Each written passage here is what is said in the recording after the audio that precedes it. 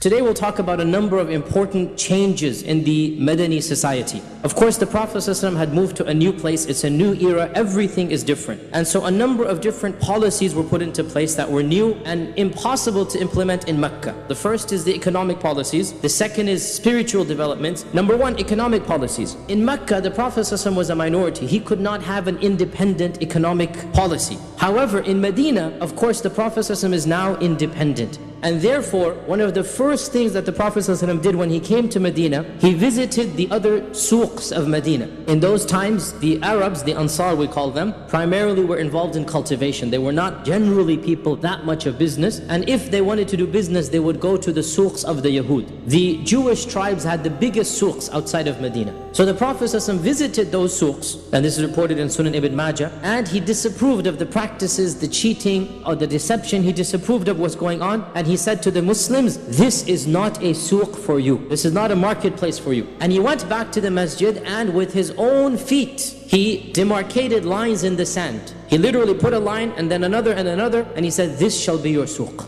And he instituted a souq towards the west of the masjid. And he said, this shall be your souq, so let it not be diminished, and let no one tax the people in it. What new policies did the Prophet ﷺ bring? This is many different books and many different topics can be written. As you all know, he banned the practice of interest. Well, one of the most important things he did, he linked buying and trading to religiosity, to spirituality. He praised honesty and he criticized dishonesty, and he said that the righteous businessman will be blessed on the Day of Judgment. He said that those who cheat and lie is not of us. And then of course he also demanded a certain code of conduct. For example, the Prophet ﷺ forbade cheating and lying, swearing false oaths. He forbade hiding defects, and he used to monitor himself. He would walk in the souqs that he instituted. And he once found the famous hadith in Bukhari. He found a date seller who had good quality dates at the top of the bag. But the Prophet ﷺ knew, Jibreel told him what's inside. He put his hand inside and he pulled out rotting dates. Because he wanted to sell the bag,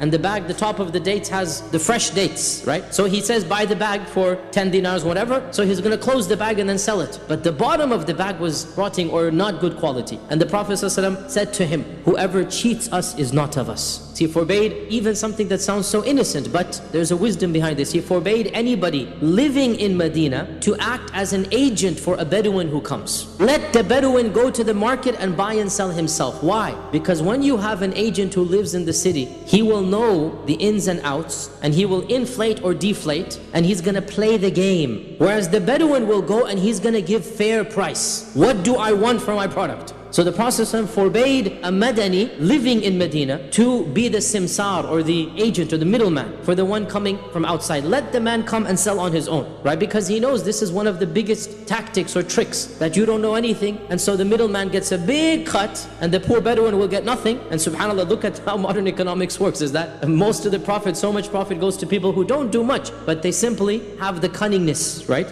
And the Prophet ﷺ forbade this. Very early on, the Prophet ﷺ rejected the aswaq that were there, and he established his own souq with his own Islamic, of course, Islamic Sharia, of course, being fulfilled there. And of course, this souq flourished, and therefore, when the Jewish tribes were expelled one by one and their souqs obviously collapsed, by the time they were expelled, they didn't care about them because they had their own independent souq up and running. So, financial independence, the Prophet ﷺ stressed it from day one, such that when other economies collapsed, it didn't affect the economy of Medina. Also spiritual practices. As soon as the Prophet ﷺ immigrated, one by one the major commandments came down. Within a year, pretty much the entire Sharia of ibadat had been revealed, except for Hajj. Hajj could not be revealed because you can't do Hajj, because Hajj is enemy territory, right? So Hajj is revealed, 9th year of the Hijrah, Abu Bakr goes and does it, 10th year, the Prophet ﷺ does it. Hajj was delayed. But the other pillars, the Ramadan of the year of immigration, nothing happened. There is no Sharia for fasting. Next Muharram, so 9-10 months after the Hijrah. Next Muharram, on the 10th of Muharram, the Prophet ﷺ made the fast of the 10th of Muharram wajib. Of course, we now know it's not wajib. And the Prophet ﷺ made a decree that whoever ate breakfast in the morning, let him not eat for the rest of the day. Today is going to be wajib to fast. So the first obligatory fast was the stepping stone, one day only. Let them get used to it.